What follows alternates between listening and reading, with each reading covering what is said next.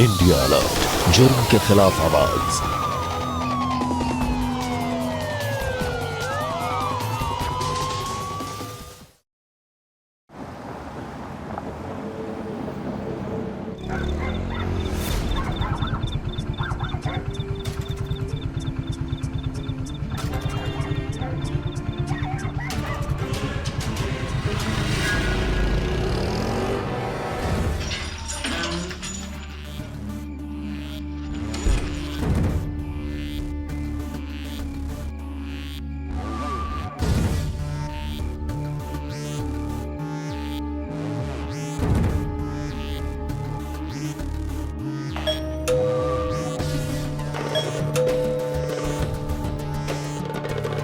अम्मे, गरिमा,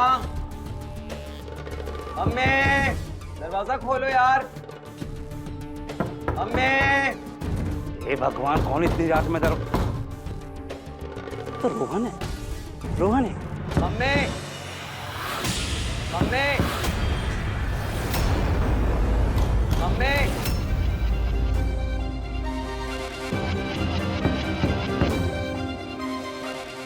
अरे रोहन, क्या हुआ? क्यों इतनी रात में दरवाजा पीटता है यार?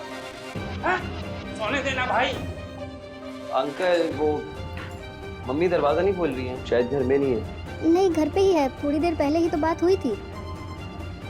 दरवाजा क्यों नहीं खोल रहे? यार अभी दरवाजा मत पीटना, तुझे सोना है तो हमारे घर आके सो जा। नहीं uncle, thank you so much. शायद मेरे पास स्पेयर की है। एक सेकेंड।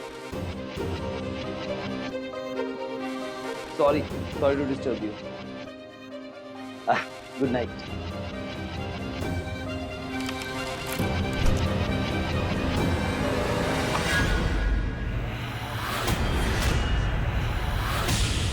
पापा, पापा, पापा, पापा, पापा,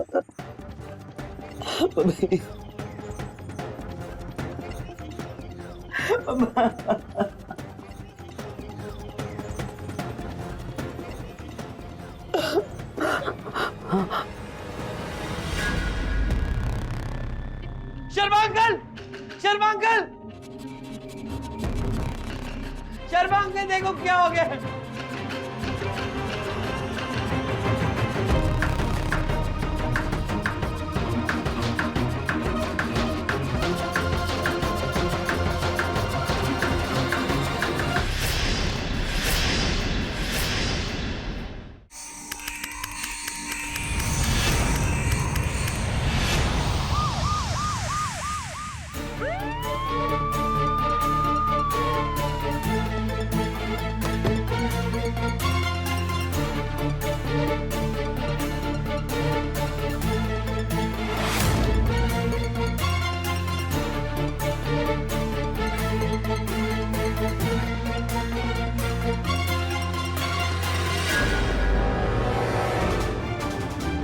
तो शर्मा जी ये बताइए कि आपको ये पता कैसे चला?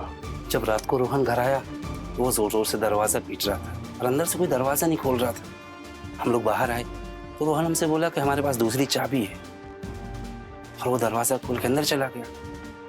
उसके कुछ ही मिनटों बाद उसके चीखने चिल्लाने रोने की आवाज आने लगी तो मैंने पड़ोसियों को इकट्ठा कर लिया। और चंद्रमोहन जी को और उनकी पत्नी को आपने आखिरी बार कब देखा था? उसी रात तकरीबन 11 साढ़े 11 बजे उनके घर से बड़े जोर जोर से म्यूजिक की आवाज आ रही थी।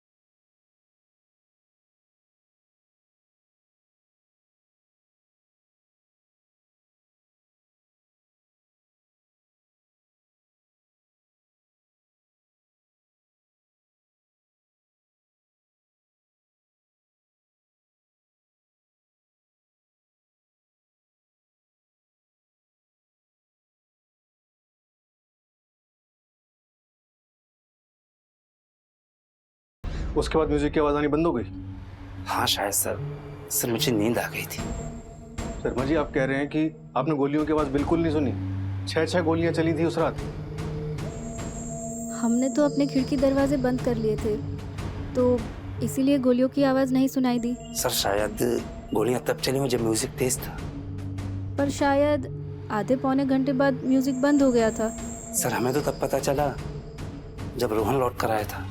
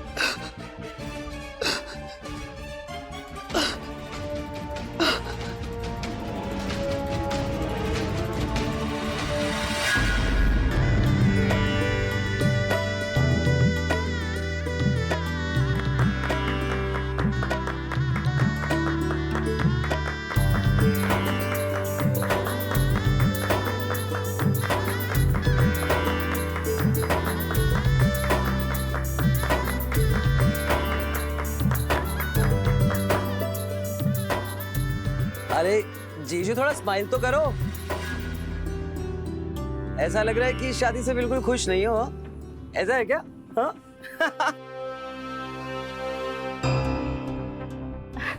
नहीं नहीं, शर्मा नहीं रहा है, बहुत खुश है। चंद्रमोहन जी आइए ना। चलो चलो, स्माइल स्माइल साहब। सरिता जी। जी? मैं कह रही थी क्यों ना हम सुधांशु और गरिमा को थोड़ी देर के लिए अकेला छोड़ दें। सुधांशु, गरिमा को घुमा लो। अब मैं भी चलता हूँ ना साथ में।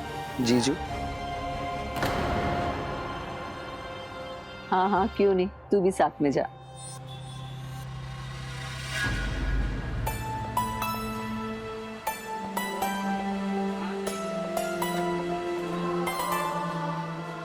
तुम्हारे क्या करूं? कुछ भी ऑर्डर कर दो ना। तुम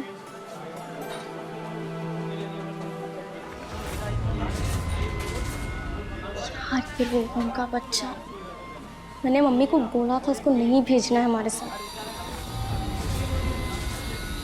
तुम 1 मिनट रुको, ही मैं इसको भेज कर आती हूँ। नहीं नहीं, रहने दो ना। एक काम करो, तुम उसकी तरफ देखो ही मत। फिर क्या हुआ? अब तिवारी जी क्या करें, बेटी की शादी है, करना तो पड़ेगा ये। जी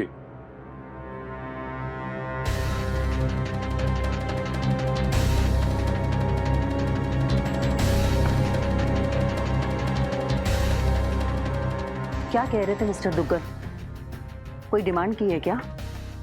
नहीं, बस कह रहे थे कि शादी बड़ी होनी चाहिए, उनके 1500 की बाराती होंगी। आज के जमाने में 1500 बारातियों को कौन बुलाता है? और फिर 2-2.5 हजार से कम में खाने की प्लेट भी नहीं आती। ऊपर से डेकोरेशन कितनी महंगी हो गई है। अब कोई डिमांड तो रखी नहीं उन्होंने। नहीं नहीं बोल के तो 35-40 लाख तो उसमें चले जाएंगे। आप लाएंगे कहाँ से इतना सब? वो गांधीनगर वाली दुकान है, उसे बेचने पे लगाई है। 28-30 उसके मिल जाएंगे, बाकी। इससे अच्छा तो दहेज ही ले लेते ना वो लोग। मुझे तो वो लोग बहुत लालची लग रहे हैं। मम्मी, अभी भी मैं बोल रहा हूँ, ये रिश्ता कैंसिल कर दो। ऐसे ऐसे लालची लोगों के साथ रिश्ता करके। तेरा बोलना बीच में जरूरी है? आप गुस्सा क्यों कर रहे? ये भी तो घर का बेटा ही है ना। अगर बेटा है तो कहो इससे कि बेटे वाले लक्षण भी रखे है। क्या मतलब इसका कि उनसे शादी कैंसिल कर दूं? हैं? क्यों नहीं करूं उनसे शादी? आप रहने दीजिए ना, शांत हो जाइए। मेरी एक ही बेटी है और मैं उसकी शादी धूमधाम से करना चाहता हूँ।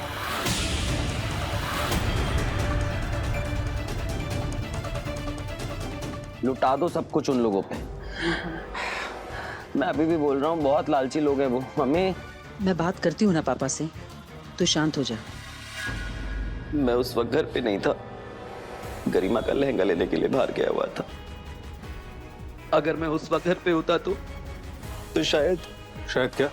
मैं उन्हें बचा पाता या फिर खुद मर जाता। परंतु तुम्हारी बहन के ससुराल वाले कैसे लोग हैं? लालची, बहुत लालची। कहीं तुम ये तो नहीं कहना चाह रहे हो कि सुधांशु के माँ बाप ने तुम्हारे घर वालों से दहेज की डिमांड की थी? सर मैं तो बच्चा हूँ, मुझे इन चीजों के बारे में इतना नहीं पता, लेकिन जब से वो शादी के घर में आए थे हर रोज कलेश होता था। ऐसा लगता था पापा में कोई बहुत बड़ा दबाव डाल रहा। क्यों? क्योंकि जब भी पापा को हम समझाने जाते थे तो वो बहुत इरिटेट होते थे और हमें बहुत चिल्लाते थे। वो किसी बहुत बड़े दबाव में थे सर, पता नहीं किस दबाव में थे वो।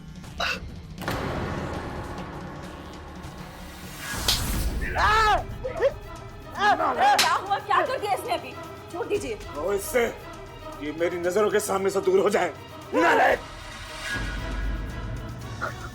चल चुप कर जा। बोल क्या हुआ? पापा की बात का बुरा नहीं मानते, बेटी की शादी करना आसान नहीं होती, तू समझ रहा है ना? सब समझ रहा हूँ मैं, सब समझ रहा हूँ।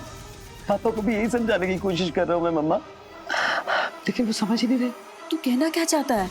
मुझे लगा है लड़की वाले बहुत लालची हैं और पापा पे किसी चीज का दबाव डाल रहे हैं। कैसा दबाव?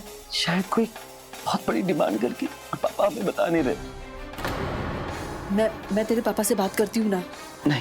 नहीं, तुझे मेरी कसम माँ, पापा को कुछ नहीं बताना और मेरा नाम तो कतई नहीं लेना। मेरी कसम मम्मी तुम्हें। अच्छा ठीक है, चुप कर जा बस, चुप हो जा।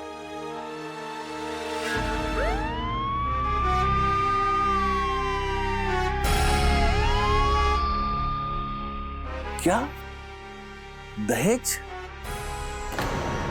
कैसी बात कर रहे हैं आप इंस्पेक्टर? मैं नारी सेवा सदन का शाखा प्रमुख हूं और हम अपने यहाँ पर बच्चों की शादियां बिना दहेज के करवाते हैं, और मैं अपने बेटे के लिए दहेज की डिमांड करूंगा? एक मिनट इंस्पेक्टर साहब, देखिए आप ये देखिए। इंस्पेक्टर साहब, आप मुझ पर लांछन लगा रहे हैं। हमारे घर में आज से पहले तक कभी पुलिस नहीं आई है। दुबल जी, ये कोई फैमिली ड्रामा नहीं चल रहा है। कत्ल हुआ है, मर्डर, वो भी आपके होने वाले समधी का और उनकी पत्नी का। और आपके होने वाली बहू इस वक्त अस्पताल में जिंदगी और मौत से लड़ रही है। गोलियां चलाई गई हैं उस पर, तो पुलिस तो इन्वॉल्व होगी ही।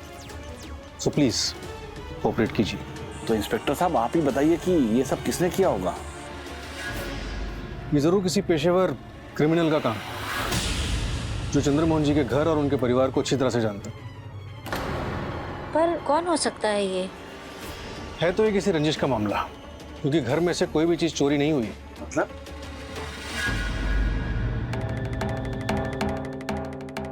दुबल जी, सुना है कि आप काफी बड़ी बारात लेकर आने वाले थे। कम से कम 1500 बाराती होती। क्या? ये लो, अब ये कौन फैला रहा है ऐसी खबरें? इंस्पेक्टर साहब, मैंने चंद्रमोहन जी से कहा था कि मेरी शाखा में 1500 लोग हैं जो बच्चों को शादी में आशीर्वाद देना चाहते हैं। बस चंद्रमोहन जी जिद करने लगे कि उन्हें भी शादी में इनवाइट कीजिए।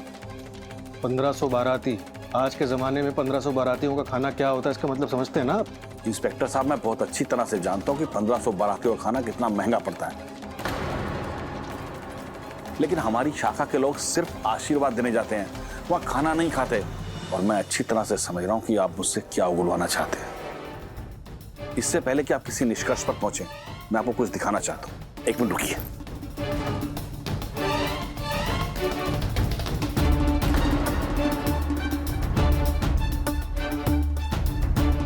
ये देखिए इंस्पेक्टर साहब, देखिए।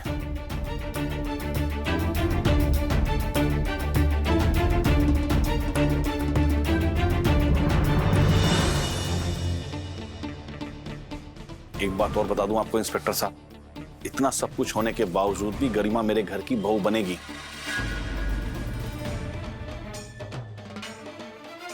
देखिए सत्यकाम जी, हमारे होने वाले समधी की जान गई है।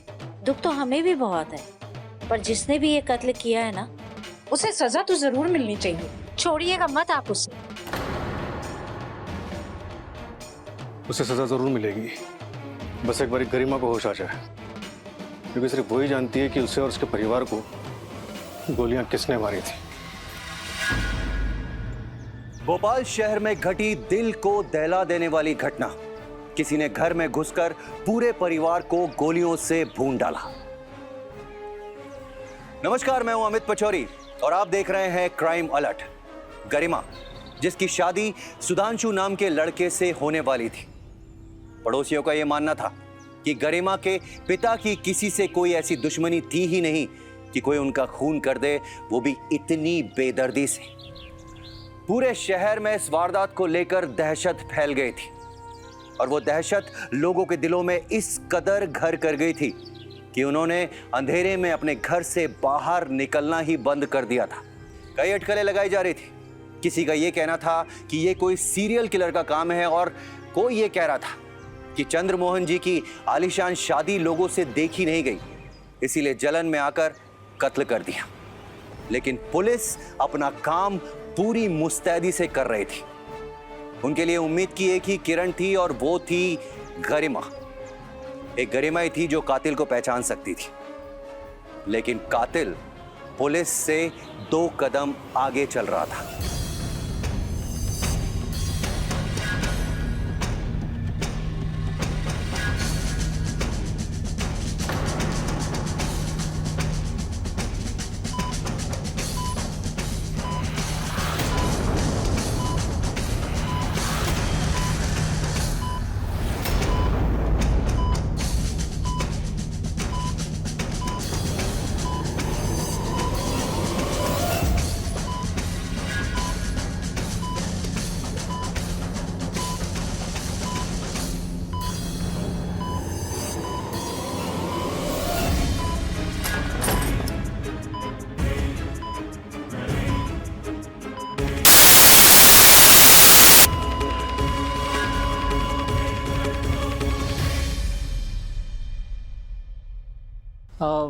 वैसे इन पेपर्स के हिसाब से चंदर मोहन ने अपनी सारी जायदाद अपनी बेटी गरिमा के नाम कर दी थी।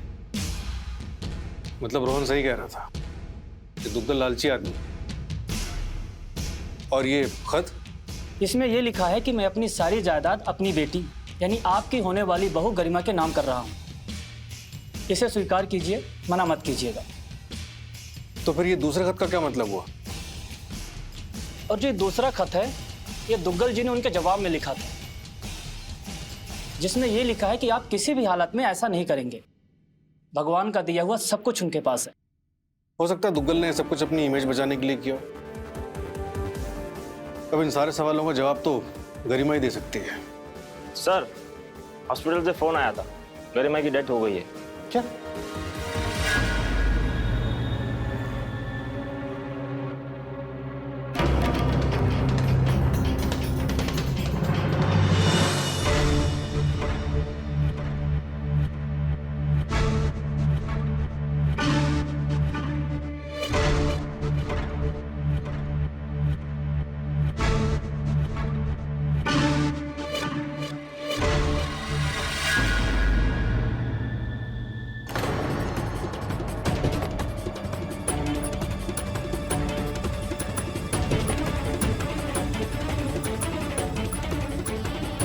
हार्ट फेलियर की वजह से मौत हुई है।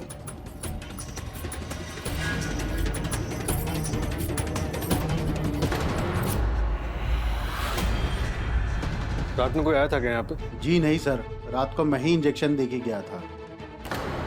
इस लॉबी की सीसीटीवी फुटेज चेक कर सकते हैं? Yes sure sir.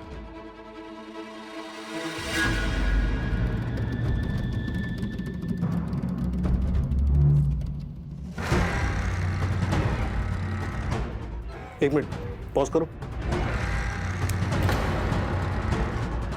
रिवाइंड करो। ये तो आप नहीं? नहीं, ये मैं नहीं हूं। यही कातिल है। इसे डर था कि गरिमा होश में आते के साथ इसकी पोल खोल देगी और इसने गरिमा को मार दिया। एक काम करो, हॉस्पिटल को चारों तरफ से घेरो और सारी सीसीटीवी फुटेज चेक करो। कातिल का सुराग यहीं से मिलेगा।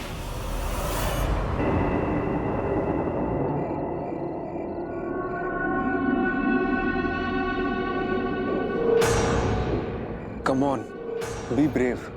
सुधांशु, कुछ खत्म हो गया, सब कुछ। कोई भी नहीं है मेरी लाइफ में, नो वन। मैं हूं ना, इधर आ। जब मैं हूं तो तुझे सोचने की क्या जरूरत है? You know that I love you.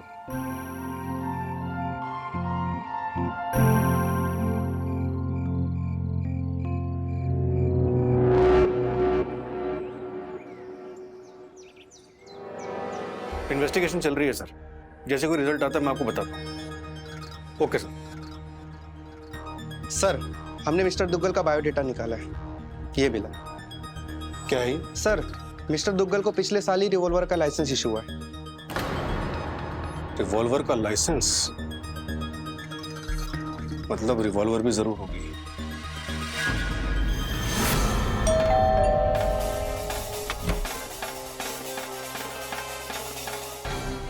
आपके घर की तलाशी का वारंट है हमारे पास। क्यों? रिवॉल्वर है ना आपके पास? हाँ तो दिखाइए। इंस्पेक्टर साहब जानते नहीं कि मैं कौन हूँ। वही तो जानना दुग्गल बाबू कि आप कौन है। तलाशी लो। इंस्पेक्टर साहब कहाँ जा रहे हैं आप? अरे अरे अरे कहाँ जा रहे हैं आप? ऊपर जाओ। ये कोई तरीका है? इधर देखो पूरा। अरे ये क्या कर रहे हैं आप सब? कल ही मैंने घर की साफ सफाई की है। फिर तो आपको पता होगा रिवॉल्वर कहाँ रखी है। एक मिनट।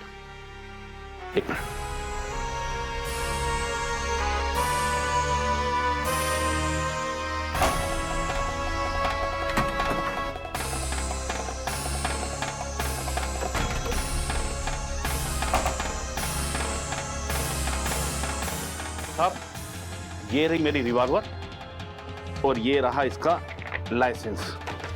देखिए,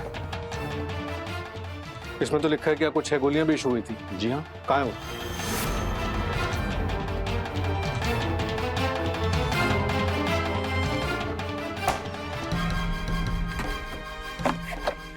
यार गोलियां रखी थी, गोलियां कहाँ चली गई? अरे सुधांशु की मम्मी, अरे जल्दी आओ।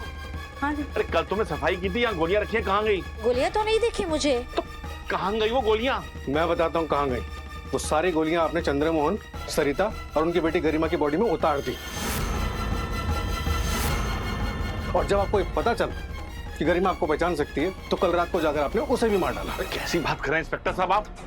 अरे अरे अरे चलिए शाखा में शुक्ला जी को फोन लगाओ। अरे आप प्राइम मिनिस्टर को फोन लगा लीजिए, कुछ नहीं होता। अरे छोड़िए आप। देखो रुक जा।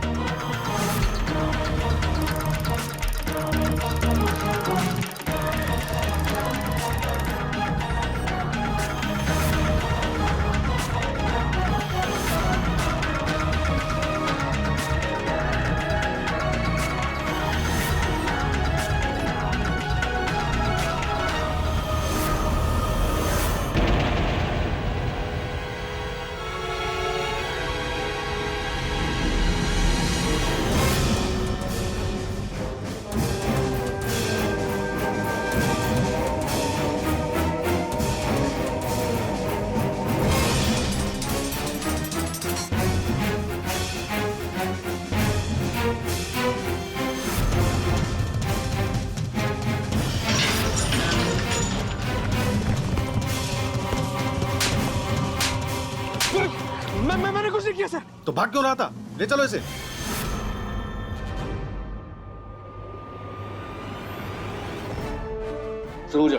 सर, मैं रोहन से प्यार करता था, इसलिए गरिमा से शादी करने के लिए भी मैं तैयार हो गया था। और फिर मेरे सगाई वाले दिन।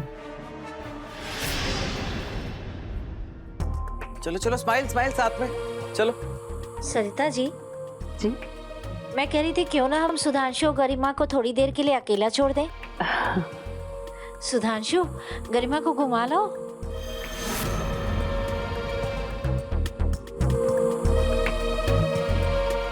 अब मैं भी चलता हूँ ना साथ में। जीजू। हाँ हाँ, क्यों नहीं, तू भी साथ में जा।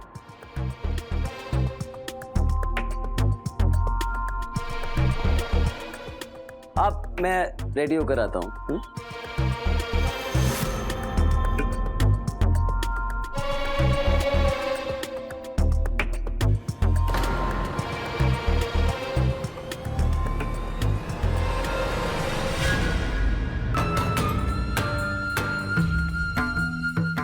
बहुत हंसी आ रही है ना? अच्छा, आराम से, दर्द होता है। तुमने अगर अपना ये तमाशा बंद नहीं किया ना, मुझसे बुरा कोई नहीं होगा, तुम लोग जानते नहीं। मैं तुम्हें जानना ही तो चाहता हूँ। यहाँ मेरी शादी होने वाली है और तुम्हें हंसी आ रही है। मेरी तो घर आने वाली हो तुम। क्या हो रहा है यहाँ? कल आप वो हम बाहर घूमने जाने वाले थे, है ना? हाँ, तो बस मैं चेंज कर रहा था। तुम चेंज कर लो जल्दी, मैं भी चेंज करके आता हूँ। बस अभी हो जाता था। चेंज करके आओ। हाँ, मैं भी चेंज करके आता हूँ। हाँ, ठीक है।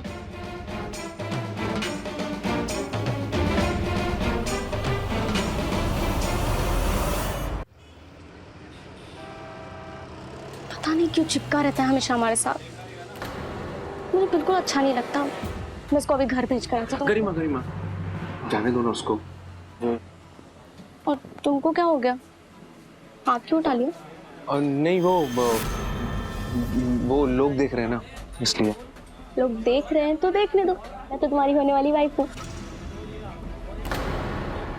कुछ ऑर्डर करते हैं ना, just let me show.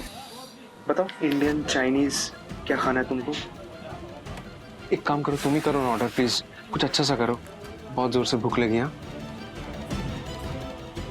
Sudhanshu, तुम खुश हो ना हमारी शादी से? सुधांशु, तुम खुश हो ना? सुनो ना गरिमा, हम यहाँ खाना खाना है रेस्टोरेंट में, शादी का डिस्कशन करने नहीं। तुम बताओ ना मुझे, तुम क्या खाओगी? कुछ ऑर्डर करते हैं ना। इंडियन, चाइनीज, क्या खाना है? डिजर्ट में कुछ? मुझे कुछ नहीं खाना। गरिमा,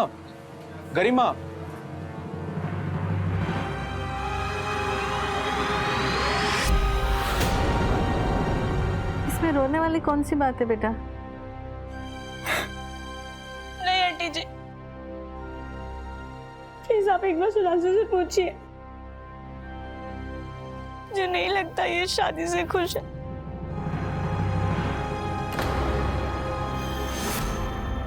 कैसे खुश नहीं होगा बेटा? इसने तो मुझे खुद तुम्हारे पापा से शादी की बात करने के लिए भेजा था। क्यों भैया, क्या प्रॉब्लम है? कोई प्रॉब्लम नहीं है पापा। वो क्या है कि मेरी तबीयत ठीक नहीं थी, तो शायद गरिमा गलत समझ बैठी। देखा बेटा, उसकी तबीयत ठीक नहीं थी जो तुम्हें गलतफहमी हो गई। बेटा ऐसी कोई बात नहीं है, तुम बिल्कुल टेंशन मत लो। ठीक है, सब ठीक है ना?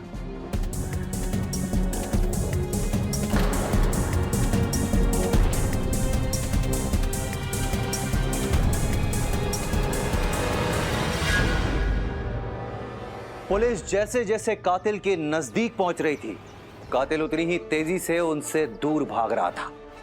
पुलिस के शक की सुई जब दुग्गल परिवार पर पहुंची तो सुधांशु के हाथ पांव फूल गए और उसने जो सच बताया उसकी किसी ने कल्पना भी नहीं की होगी। सर, मुझे तो पता ही नहीं था कि रोहन के पापा को हम पर शक हो गया था। वो मेरे और रोहन के एक्टिविटीज पे नजर रखने लगे थे। फिर एक दिन घर में सब कोई शॉपिंग के लिए गए थे, मैं और रोहन घर में अकेले थे। ये सब कब तक चलता रहेगा सुधांशु? रोहन, जैसा तुमने मुझे कहा मैंने वैसा ही किया है। तुम्हारी बहन के लिए शादी का प्रपोजल भेजा मम्मी पापा को। नहीं बर्दाश्त होता मुझसे अब ये सब। मुझे मेरी बहन से जलन होनी शुरू हो गई है, स्पेशली जब तुम उसके साथ होते हो तो नहीं बर्दाश्त हो रहा मुझे। मैं तुम्हारे बगैर नहीं रह सकता। I always want to be with you. मैं भी रहना चाहता हूँ तुम्हारे साथ। रोहन! पापा, पापा, पापा! अंकल मर जाएगा वो, छोड़ दीजिए ना उसको। अंकल छोड़ दीजिए उसको, प्लीज छोड़ दीजिए, मर जाएगा वो। सुधांशु जी, आप मेरे होने वाले दामाद हैं। अगर ये बात बाहर आई तो मैं किसी को मुंह दिखाने लायक नहीं रहूंगा। और गरिमा तो मैं मानता हूँ बच्चों से गलती हो जाती है, तुम दोनों से भी हो गई। कोई बात नहीं, मैं किसी से नहीं कहूंगा। तुम दोनों योगा करो, जरूरत पड़ी तो मैं खुद काउंसलिंग करवाऊंगा। अब घर जाइए तो शादी की तैयारी करिए, प्लीज प्लीज। नहीं अंकल।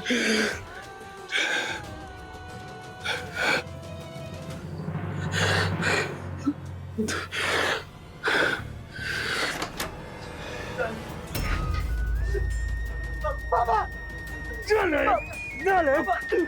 बाबा मैं सुधांशु को बहुत प्यार करता हूँ, मैं उसके बगैर नहीं रह पाऊंगा, मैं मर जाऊंगा। अरे तुम मर जा। अगर ये बात बाहर आई ना तो मैं खुद तुझे अपने हाथों से मारूंगा नालायक। और सुन, आज के बाद तेरी जेब खर्ची बंद, सारी जायदाद गरिमा के नाम करूंगा नालायक। जब कुछ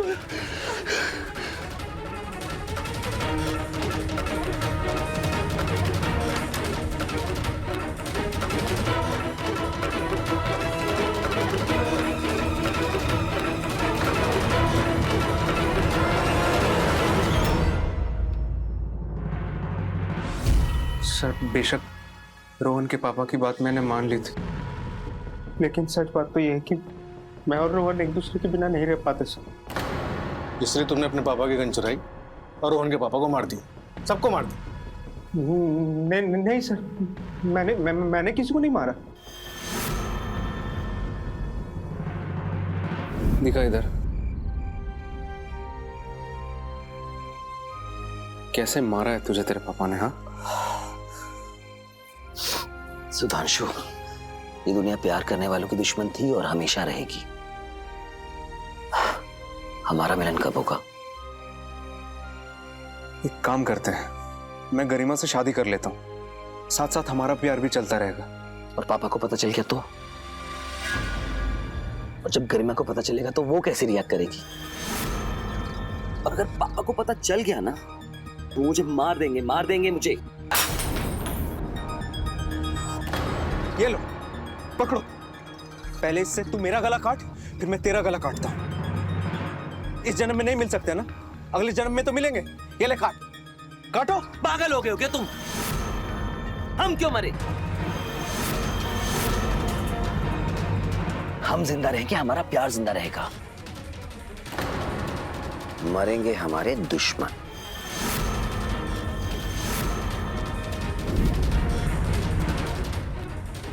फिर क्या हुआ?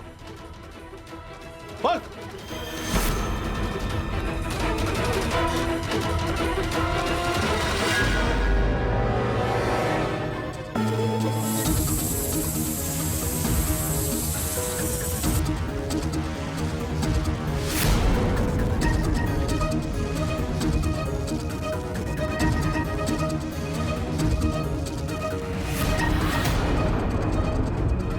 सुधांशु। जी माँ। ये देख, गरिमा के लिए मैंने साड़ी ली है। माँ आप देख लो ना। अरे एक बार देख तो सही, तेरी बीबी के लिए ली है। हाँ सरिता जी।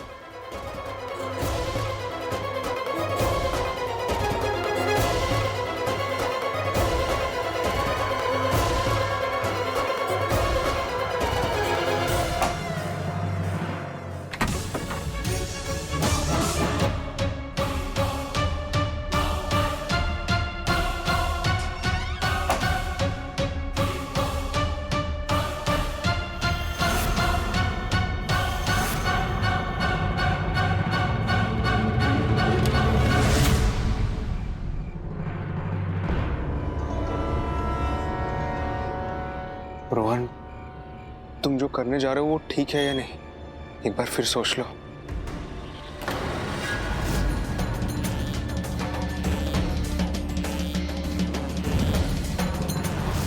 सुधांशु, अगर आज ये मैंने नहीं किया ना तो प्यार की दुश्मन हमें कभी भी एक नहीं होने देंगे। मैंने तो बस रोहन को पापा की गन लेकर दी थी, लेकिन सर मेरा यकीन कीजिए मैंने किसी को नहीं मारा सर। उठाओ इस रोहन को।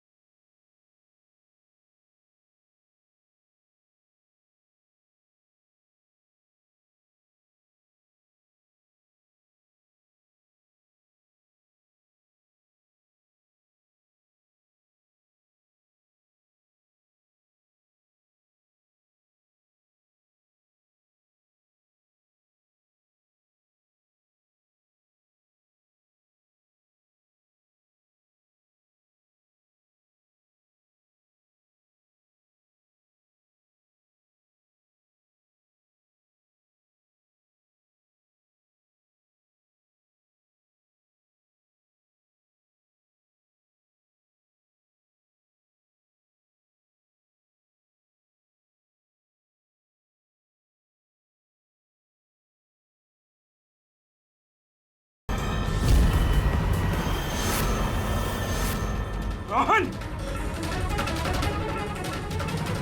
पापा पापा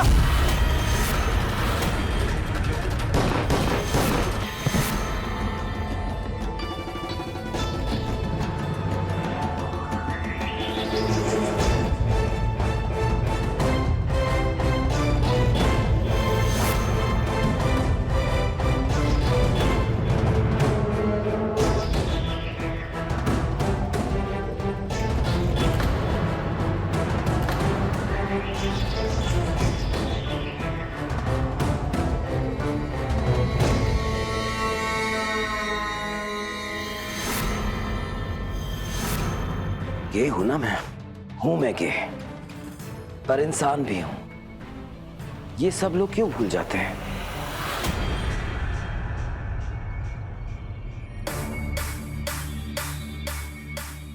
तुमने इसमें अपने उंगलियों के निशान मिटा दिया ना? हाँ। मैं तुम्हें घर ड्रॉप कर देता हूँ और उसके बाद तुम्हें पता है क्या करना है। चलो। सुधांशु, ये सब मैंने तुम्हारे प्यार के लिए किया है। मुझे कभी दगा मत देना, ओके? हाथ दे। नहीं दूंगा।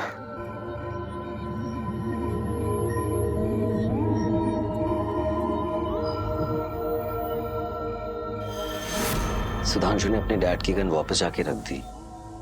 मुझे लगा सब ठीक हो गया, लेकिन वो गरिमा बच गई। मरी नहीं थी वो। मुझे लगा कि अगर वो बच गई तो वो सब बता देगी, इसलिए मुझे उसे भी मारना पड़ा।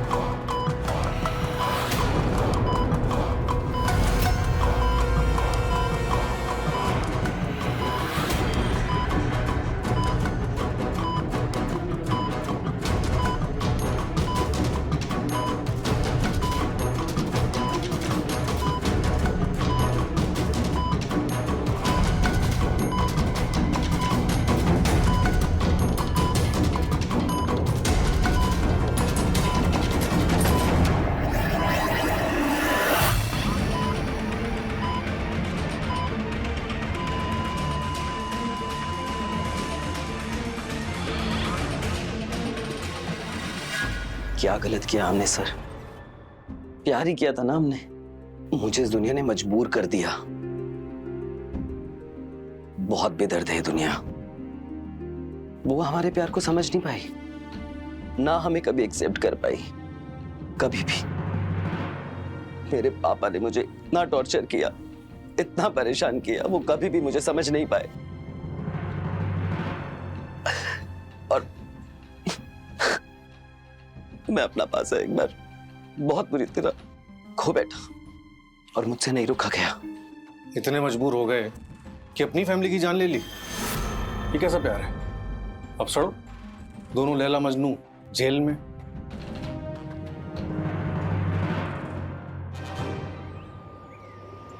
रीत रिवाज, रिश्ते नाते, ये सब हमारी खुशियों के लिए बने।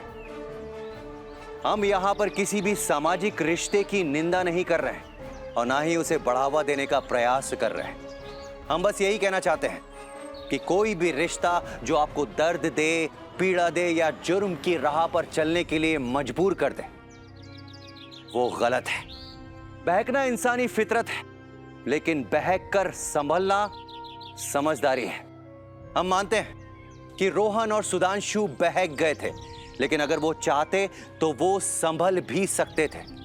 लेकिन उन्होंने दूसरा रास्ता इख्तियार किया और उस रास्ते ने जुर्म के घर का दरवाजा खटखटा दिया।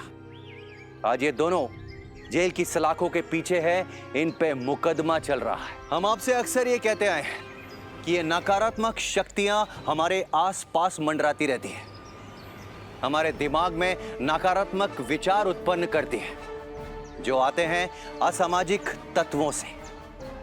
इसीलिए हमें हमेशा अलर्ट रहना है और खुद को ऐसे लोगों के अधीन नहीं होने देना है। हिंसा और जुर्म को दीजिए मुंह तोड़ जवाब, क्योंकि अब डरना नहीं है, मिटाना है।